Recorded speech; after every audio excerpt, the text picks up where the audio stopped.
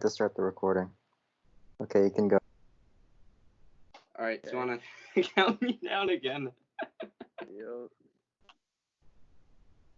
3, 2, 1, go.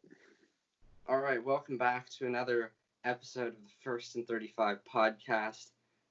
Whatever this podcast really is at this point, I have no idea because it's been so long without sports, and it'll be so long into the future before anything does happen. So I don't even know what to make of us talking here anymore because nothing ever really happens, and nothing till June 30th, at least. Yes, exactly. The NFL draft coming up. That's about it in terms of anything that'll be coming down the wire for a long, long time. Which shouldn't even be happening. Yeah, which shouldn't be happening. The world's crumbling around us. We're still pumping up the tires and getting ready to make another podcast because we don't know what else to do with our lives. So at least, as we pointed out in the last YouTube video, we're consistent. We're consistently talking about things that nobody really cares about. But hey, at least it's we made it this far. I'm amazed we made it to episode 21 overall, or 11 of season 2. I like how we had 10 in season 1, and then we cut that short, and now we're in season 2. We have no idea how long season 2 is going to go. We're at 11. Well, are we going at 20? I don't know what we're doing. We'll have to figure that out. But they'll all probably be relatively the same for the next 3 months because nothing will be going on. Just little things here and there, really. And then we came up with an idea with this lack of baseball, any baseball that's being played. So we came up with our own idea to get our fix of the Blue Jays, which we'll talk about probably near the end, just to run through everything else beforehand. So I guess we'll just start right here and run through everything. The NFL is really the only place that things are really happening, and barely at that. So just a couple more signings because free agency is drawing to a big fat close really quickly here. Yeah.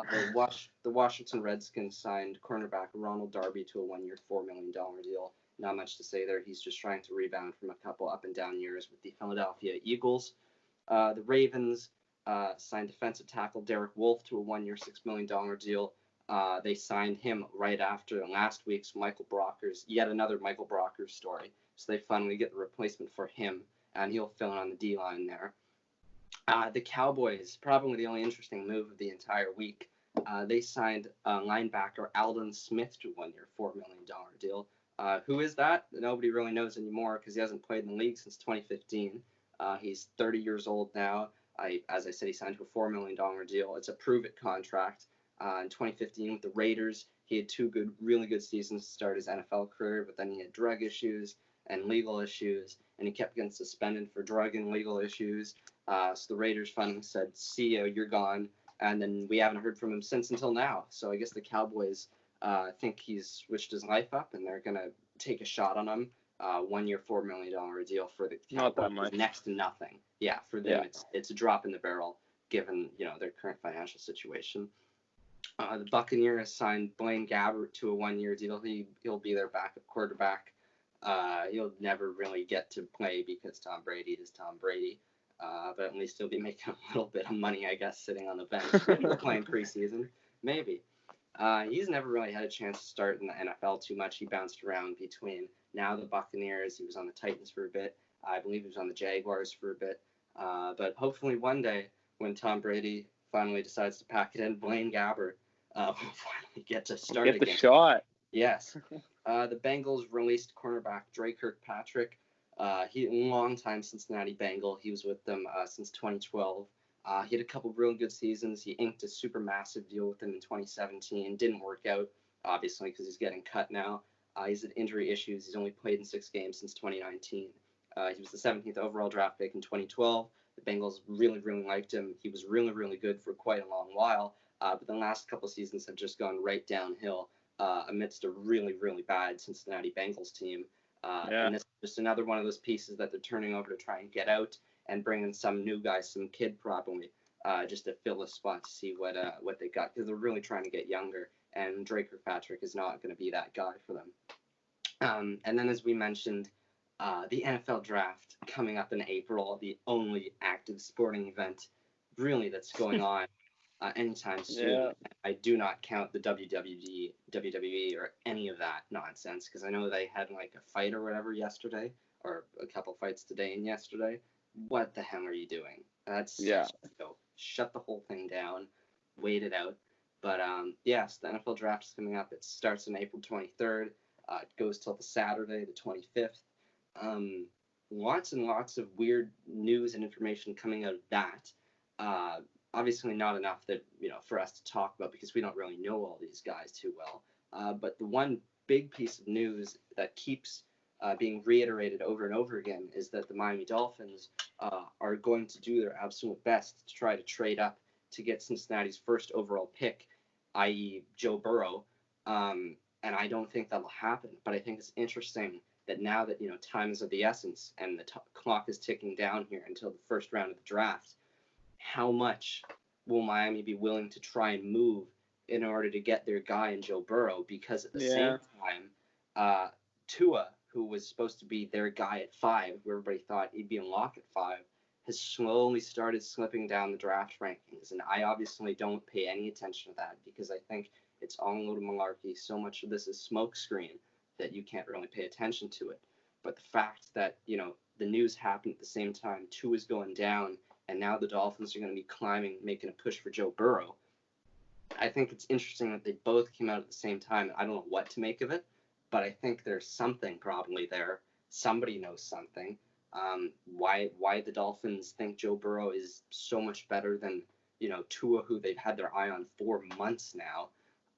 I don't really know. I think Tua is a better fit for them. Obviously, I'm a Miami fan, so I just watch all their games. And I don't claim to be a genius, but I think if you were to try to move up and get Joe Burrow at the first overall pick, you would be overpaying to hell. And I think Cincinnati can have their fun with Joe Burrow. You have 3 first-round picks, Miami does. If you take Tua at 5 or Justin Herbert at 5, you have 2 more very good picks, and then a bunch more in the second round. Like, you don't have to, waste all the move on. Well, I mean, from Cincinnati's point of view, you want to hear the offers, I guess, right? Yeah, Cincinnati. Like, if Cincinnati can get an overpayment, then why wouldn't they? Exactly. I just don't think that the Dolphins should be even thinking about, moving the 5 and moving 2 more picks just to get Joe Burrow. I don't think Joe Burrow is going to be that much better than Tua in the long run, and I think Tua is a better fit for them. But that'll just be something to watch, at least from my point of view. The NFL has been really the only league that has been completely unaffected by this coronavirus pandemic, because their season wasn't on. Everything's just proceeding as normal, really. So I think it's while they've been the main news source for us to talk about the last couple of weeks, while everything else has fallen to bits and pieces. But I think that'll be a major thing to keep an eye on in the football world, at least, is where does Joe Burrow end up? And obviously we'll see the first overall pick on April 23rd. So I guess we'll just have to wait and see till then. As we mentioned, that was really the only real sporting news, but we'll run through a couple other stuff just because we got to kill time here, and we're all bored to death. The Canadians, hockey now, they've re-signed Laurent Dauphin to a 1-year $700K deal. It's a 2-way deal. He played a couple games with them with Montreal last year. Obviously, he's still very young, so they're just, and it's another cheap deal for a young guy that'll probably be nothing more than a 3rd or 4th line forward if he even comes up at all. The past couple of weeks, we've been listing on and on and on about all these entry-level deals about guys that we have no idea who they really are, generally speaking. And obviously, those guys keep getting signed more and more now. So there's just too many to talk about today. And quite frankly, I don't really care about any of them, and I don't think anybody else really does. They're not a first-round big American pick. Who really cares in the long run? And I know it's insane, because while this all is going on, they're trying to, normalize things, right? Teams are trying to get point if they got to fill roster spots. It's just weird to hear about all this stuff in the midst of all this. Ex-NHL goalie Eddie Lack announced his retirement on Twitter the other day. He's 32. He had a decent NHL career. Eddie Lack wasn't bad. Decent. I think he was good, actually. Yeah. He played on the Canucks for the majority of the time. That's where he was really known to become a good starting goalie there. Then he bounced around from the Hurricanes, the Flames, and the Devils. Just kind of injury-riddled. Sorry? Just kind of injury-riddled career for Eddie Lack.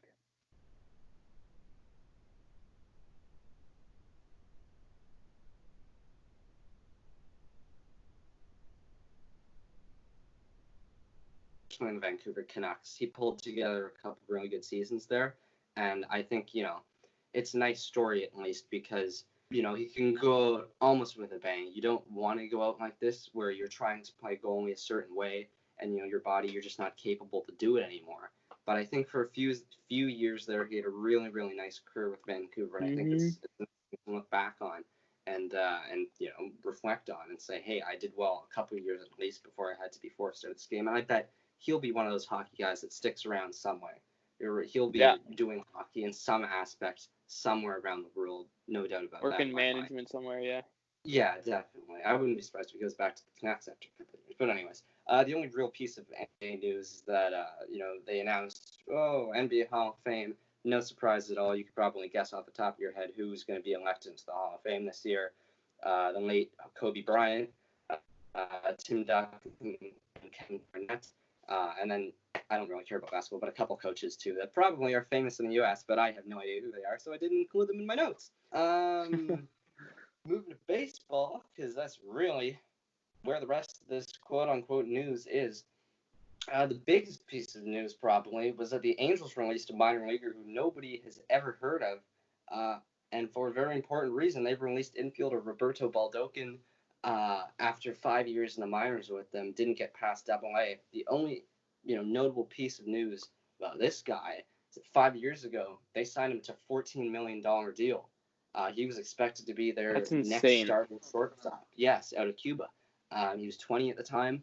Massive long-term deal. Obviously didn't pan out. He could not hit in the minor leagues. Never made it past Double-A.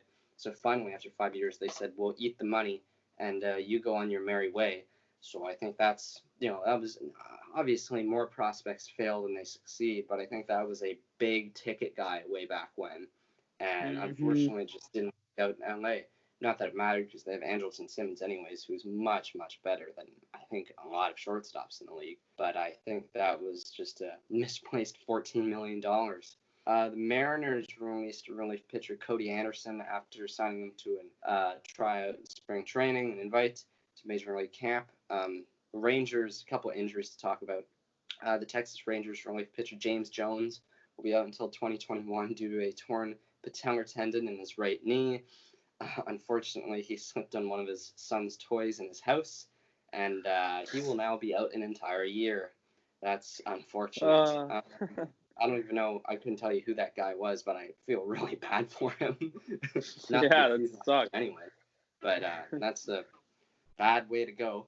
The Angels' young starting pitching prospect Griffin Canning has been officially cleared to begin a throwing program.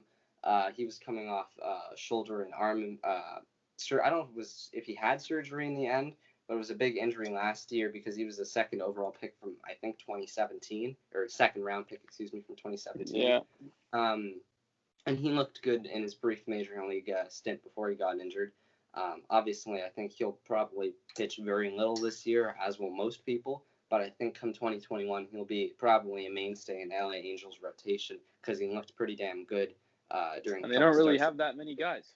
Yes, you got to fill spots somehow, and Griffin Canning is going to be a lot cheaper and better than a lot of very mediocre veteran free agent pitchers at that point. A couple of retirements on the Houston Astros front. Longtime Houston Astros prospect, first baseman AJ Reed, announced his retirement. He's only 26. He was ranked the 11th overall prospect in 2016 by MLB Pipeline. In his major league career, he only hit 149. He was really, really awful, and so he decided to pack it in finally. He bounced around between the Astros and lately the White Sox. Nobody ever really gave him a chance for a pretty obvious reason that he struck out way too much to be in the major leagues and couldn't hit anything ever. He was one of the guys, really, when the Astros were starting to pick up steam with their tanking. Okay, now we're going to start trying to get better. He was one of the later guys in that list, and he was one of the few guys that just didn't pan out for them. Their success rate was pretty high. Yes, Getting guys in and stuff. Between AJ Reed, first baseman, not working out, and then well before that, John Singleton as a first baseman working out, they've had a couple, unfortunate first base prospect issues of late. And then ex-Astro catcher Evan Gattis also announced his retirement. The aforementioned Gattis, who we talked about, who we all know and love and cherish. I didn't even look at the stats because I really don't care about him anymore. A couple of pieces of actually good news on the whole minor leaguers not getting paid enough front. According to the MLB, due to this whole coronavirus issue, minor leaguers will be paid $400 a week through May 31st. That's equivalent to $20,800 per year, which obviously is not enough anyways, but I'm just saying it's better than nothing. But they'll also get a little bit of help because the Astros' Justin Verlander announced that he'll donate each and every one of his paychecks that he would receive through May 24th to all those affected by the coronavirus. I assume some of that money would go to minor leaguers because I feel like they would be affected too, just on the baseball side of things. And then the Rangers outfielder Shin-Soo Choo also said he would donate $1,000 to every minor league player in the Texas Rangers organization. And then there's a couple other guys who, the list is going on and on. People are opening up pockets for these minor league guys who very much deserve it, so I can't mention all of them. There's just too many to talk about. But it's a nice act. Yes. Yeah. I think it's good that, the MLB is finally saying, hey, we'll give you guys money. No means am I saying that $400 a week is enough. It is definitely not at all. It needs to be seriously bumped up. But I think, because I don't think the MLB will do that, I think it's good that some of these players actually, are coming out on their own and saying, we'll support you guys for this, that, and the other. The other day I saw Hunter Ryu and his family was staying in Florida at Russell Martin's old house because they couldn't, Hunter Ryu and his family, they couldn't leave the country for one reason or another. So he got in contact with Russell Martin, and Martin pretty much said, yeah, you can stay at my house for however long in Florida. So all these guys that are helping each other, I just think it's good that everyone's finally doing it, although I don't think it should be forced at this point. I think it should be kind of common sense just to help out one another because, everyone's involved in this. And that about wraps it up on the real life aspect of Major League Baseball. Now, as I mentioned at the beginning of this, we're all so bored here, twiddling our thumbs, waiting for Blue Jays baseball to come around that probably never actually will. And we saw a lot of, or at least I did, a lot of different sports teams. NBA did it, the NFL did it, the MLB is doing it a lot. A lot of teams are doing it. Is they're saying, we can't play baseball, that's too bad. We're going to take MLB the show, and we're just going to simulate the entire season for a little bit of entertainment. Obviously, it's pretty childish in the long run to think that, it's overly exciting. It's not. It's a video game. Who cares? But it's something to do. So we decided we're going to take that idea, just steal it away out of their bare hands, and use it on this godforsaken podcast. So what we did, and what we'll be doing, is looking at the Blue Jays season, which will probably be pretty underwhelming given, the current state of the team. And every podcast episode, so for every week, we'll just be simulating 2 weeks of the Blue Jays season in the game, and then we'll be seeing what happens and talking about it a bit. So then we can at least have a little bit more Blue Jays talk and a little bit more positivity on this show. So with that being said, we did that for this one. We're 2 weeks in, and the Blue Jays still suck in the game, which is to be expected. But it was a nice thought. We're actually, because we're also bored, keeping track of what's been going on in the game. So just, I don't know, however long this is, briefly talk about a little bit of baseball. Even though it's not real, we could probably treat it as if it were real, and we can get our jollies that way. So 2 weeks into the MLB season, quote unquote, which is all nice to hear. How the Orioles are, which should not be a surprise to anyone. The Blue Jays currently sit in the video game, anyways, in third place in the AL East with a record of 7-8, 5 games behind the New York Yankees with a 12-3 record. All of that's pretty much to be expected, except I would say even the Rays. The Rays. Sorry? Yes, I was going to say the Rays. They're only 1 game above the lonely Baltimore Orioles at this point. So that would be fun. If nothing else, we can watch the Blue Jays finish, their meekly average best in 2020, and then we'll actually have the real baseball season if it ever starts. We can actually watch real baseball for once. But we thought this would be a way just to get our fix or whatever. So unlike in real life, which probably would really not ever happen, in the game on opening day, Hyun-Jin Ryu pitched a complete game for the Toronto Blue Jays against the Boston Red Sox. So yay! He may not be pitching in real life, but at least he's going 9 shutout innings against the Red Sox in the game. On opening day, the Blue Jays won 5-0 over the Boston Red Sox, which is a great start to the season. Everyone's hitting. Vladdy had 2 RBIs. Biggio's hitting like crazy. I think he's 4th in the American League for batting average currently. Such a great start to the season.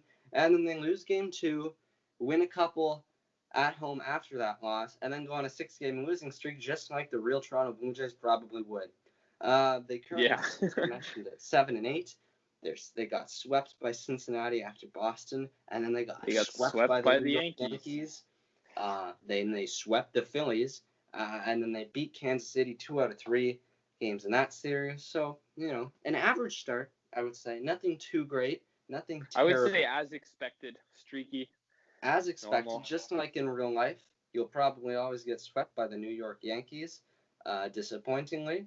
But at least, if everything else goes right out the window, we can be all nice and cheery and happy that Hyun-Jin Ryu pitched a complete game on opening day, which will probably never, ever happen at any point in time, Major League history down the road, because everyone's too afraid with pitch counts now to actually let your guys go. Yeah. So that's how you know this is fake, is when pitchers pitch complete games. So this is just 2 weeks in. Obviously, further down the line,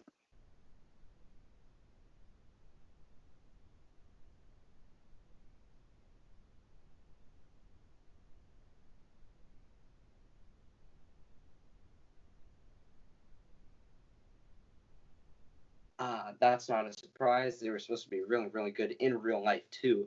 So I guess the game's, similar in that aspect. Interesting in the AL West, the LA Angels of Anaheim currently lead the AL West with an 8-7 record. So I don't even know if you could really count that as leading.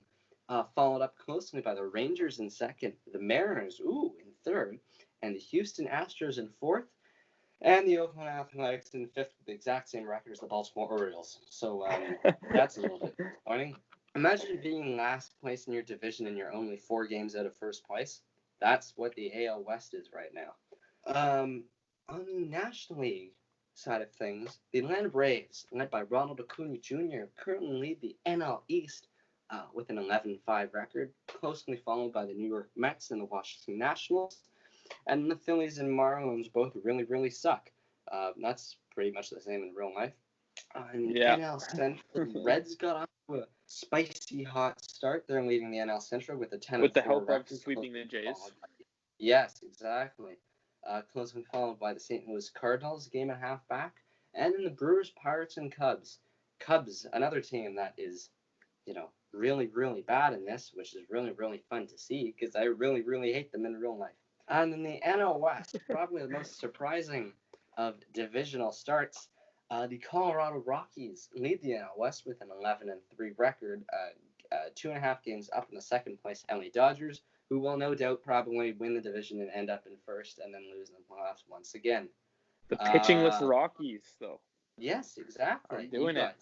Ella, you got John Gray, Cal Freeland's having a bounce back year. German Marquez. Yes, German Marquez. Scott Oberg, second in the National League in saves, as I see it. All these guys, it'd be great if they could do that in real life because the Rockies are a very, very easy to cheer for team in Colorado. They've had a couple good years. They beat the Cubs in that wild card game, the massive, Tony Wolters late inning home run in real life, and then I believe it was back-to-back years of the wild card game, right? Then they played Milwaukee, so they had a good couple of years in real life. It'd be great if they could get back to that, but with Nolan Arenado saying he's questioning whether he wants to be there or not, the relief corps just being absolutely destroyed. Outside of Scott Oberg, really. I don't know. They're still treating it as if they can have an opportunity to compete, I guess, for the second wild card spot.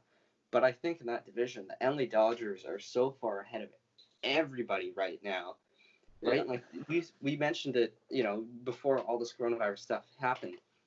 The Padres were making moves. They looked like they were ready to go on a roll. The Diamondbacks were making moves. They were ready to go on a roll. The Dodgers, obviously, the Giants are, a lonely team at best. They're not going to be going anywhere anytime soon.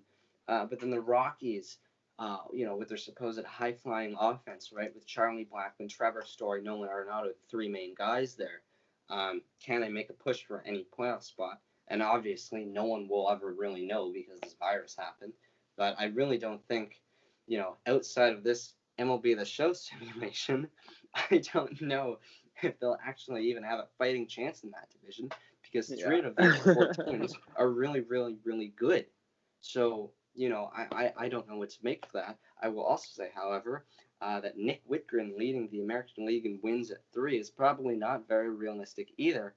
So, there's that. It'll be fun. Maybe we can watch and, I don't know, Kevin Biggio will win the batting title or Vladdy will win the Triple Crown or something in this, and we can be, forget about the real world and, the entire planet going to hell. Yeah. Just focus on video games.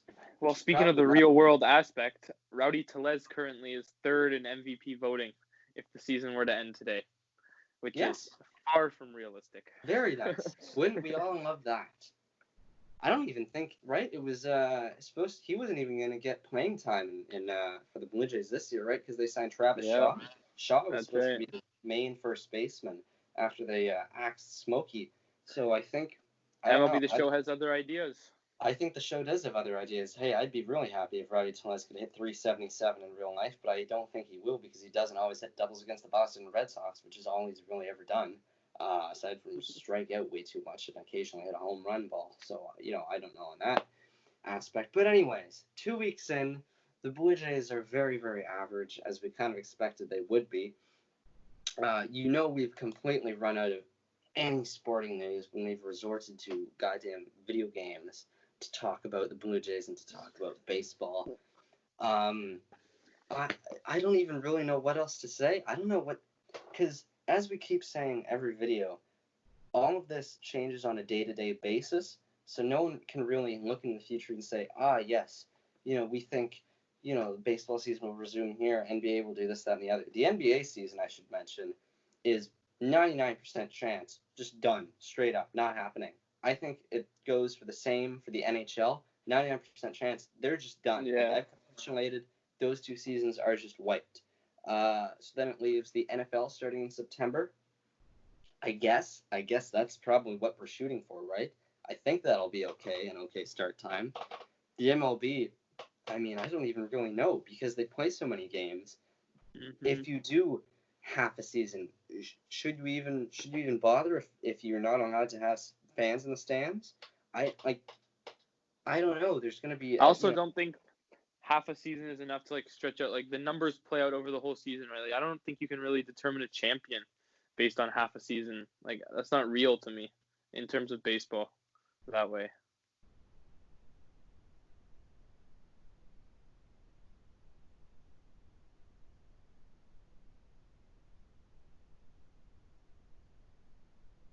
Half a year, what does that equate to having a full season to look at, right? So it's tough to put in perspective. Obviously, there are very, very smart people in those positions trying to handle that and do their jobs and figure this thing out. I know last week, the American White House team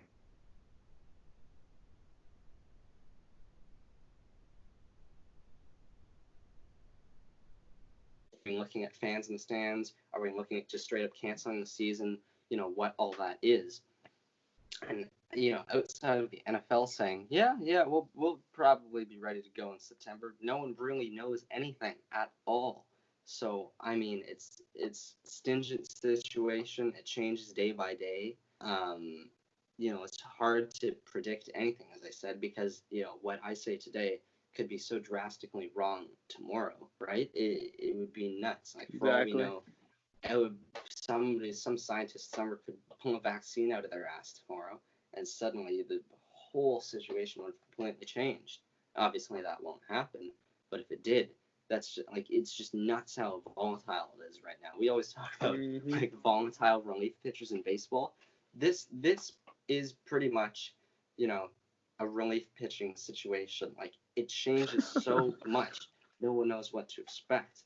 I would say I can't even name a name because I would feel bad comparing coronavirus to a relief pitcher. But it kind of is similar, right? Because it's so, this whole social distancing thing, flatten the curve. It seems to be working in certain places. They said it was working in Washington, right, in the U.S. But I think it's such a drastic measure, to have nobody do anything until June 30th at the minimum, and then it'll probably stretch on further than that. Yeah, I for think sure. it'll just be, I don't know. I don't know what to say because it's so absurd. It's so ridiculous. No one knows, right? Like, these countries are a complete mess right now. We can't go outside except to get groceries or whatever, or to walk around the block. The U.S. is a garbage fire right now. Like, it's ridiculous. Countries in Europe are in completely ridiculous states. India's Italy. Italy, obviously, yeah. India's Yeah. in an entire quarantine. India and however many people live there, right? They have what, over a billion and a half people there, right? Like, I don't know how many people are there, but it's a nationwide lockdown, which is just nuts. It's things you've never seen before. And I think even if, let's say, by some miracle, all this is done tomorrow, the virus just up and vanishes, best case scenario, it'll still take a long time to get things back to normal. It'll take weeks and months to get things back to the way they were before. And I think it's such a long point of view, a long time to figure anything out. I don't think anybody knows anything at this point, right? Yeah, you can't predict anything. No, I really don't think baseball's going to be played. I don't think any of this is going to get played, and I think everyone has to wise up and realize that this is not going to get better anytime soon. We're all driving each other nuts, or driving ourselves nuts, I should say, by being forced to stay inside all this time. What else is there to, I don't think people realize what else is there to do. There's nothing you can do except stay inside. And I like how I'm going on a rant here about how people should handle themselves about the coronavirus. But everything's interrelated now, right? Sports, politics, people social distancing, vaccine efforts, it's all one now. Like, everything is one big, large thing now in this world. And I think the minute one thing happens in one part of it, it's going to be a ripple effect, which will start knocking down everything else. And I think until that first domino falls, it's hard to say anything. So with that all being said, I think everybody should wake the hell up and stay the hell inside and wash your hands and all that. And I think the U.S. Did you see this U.S. thing? I saw this morning. The captain of an aircraft carrier got fired because he sent a letter to, the U.S. Navy or whatever, saying, get your crap together, deal with this because there's people sick on my ship. And instead of doing anything about it, they just up and fired the guy. And that's a big thing. No, I didn't see that. Oh, so yeah, he was like, it's like a 4,000 person ship. People started getting sick on it, so he sent a letter to I think the White House and to the Naval Command, and he said, hey, can we get some help here, please? It's really bad. Wake up. And then the next day they fired him, and they didn't do anything about it. That's the epitome of the American, political system, right? It's such a joke to watch. Imagine if, somebody John Tory, put out a statement, declaring oh, hey, Trudeau, we need all this help. And Trudeau just up and fires him.